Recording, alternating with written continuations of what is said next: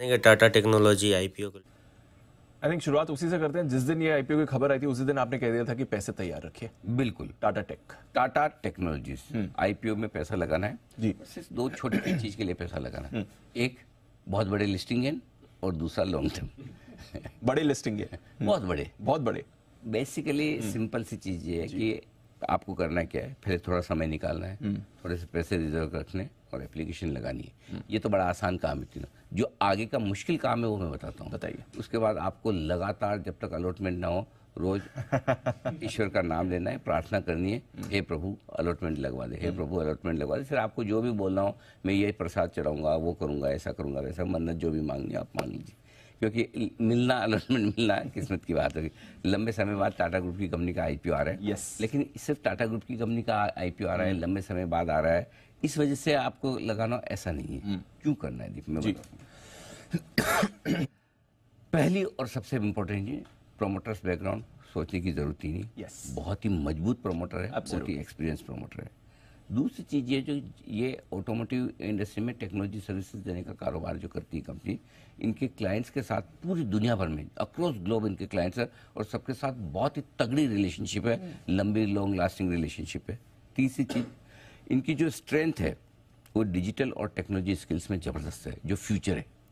ठीक है। चौथी चीज, डेट फ्री कंपनी है, कर्ज लेने की क्या जरूरत ही नहीं इनको, पैसे पैसे और कैश फ्लो इतने जबरदस्त है कि पूछिए मत। मतलब कोई भी एक्सपेंशन करना हो इनको, कोई भी नया काम करना हो, लोन ही नहीं लेते, सब अपने कमाई से कर लेते हैं।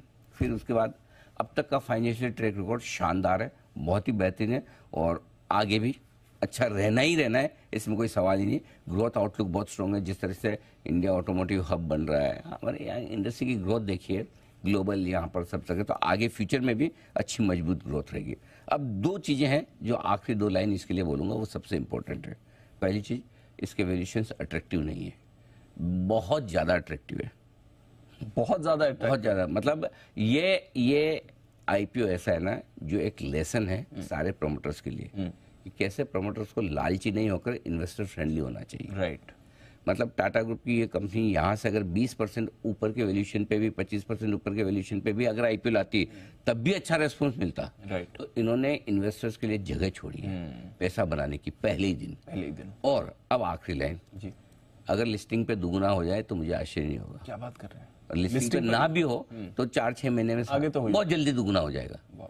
तो इसलिए इस आईपीओ में ये सबसे बढ़िया काम जो किया इस आईपीओ की प्राइसिंग। इतनी बढ़िया कंपनी, इतने बढ़िया पेरेंटेज, इतनी बढ़िया प्रोमोटर, इतने जबरदस्त फाइनेंशियल, चाहते तो यहाँ से 25%, 50% भी और आईपीओ को प्राइसिंग करके ले सकते थे और लोग खुशी खुशी देते। आजकल हर किसी कचरा आईपीओ में पैसे लगा देते हैं, फंड इतने सारे पैसे हैं उनके पास है, पैसे ही पैसे। उनको तो आइडिया चाहिए। टाटा ग्रुप में तो अगर पैसा लगा और लिस्टिंग फ्लैट हो, नीचे भी हो जाए, 3 साल बाद पैसा बनाए, कौन पूछने वाला है। लेकिन ये टाटा ग्रुप का कमाल है कि बहुत बढ़िया इन्होंने प्राइसिंग दी। इसलिए यहाँ पर नेगेटिव देखो, दीप से ईमानदारी की बात है, ढूंढने से मिले नहीं। फॉर्मेलिटी के लिए करना चाहता हूँ, वो 2 लिख देता हूँ। एक तो ये कि 1/3 बिजनेस टाटा ग्रुप से आता है, उनसे नहीं आएगा तो किससे आएगा, ठीक है। हाँ, लेकिन वो है। और दूसरा ये कि कुछ ग्रुप कंपनियां हैं जो सिमिलर काइंड ऑफ बिजनेस में है, जैसे टाटा एलेक्सी वगैरह का थोड़ा मिला जुला कारोबार, मैं तो उसमें पॉजिटिव देखता हूँ। क्या मालूम आगे चलते कुछ मर्ज वर्ज हो जाए।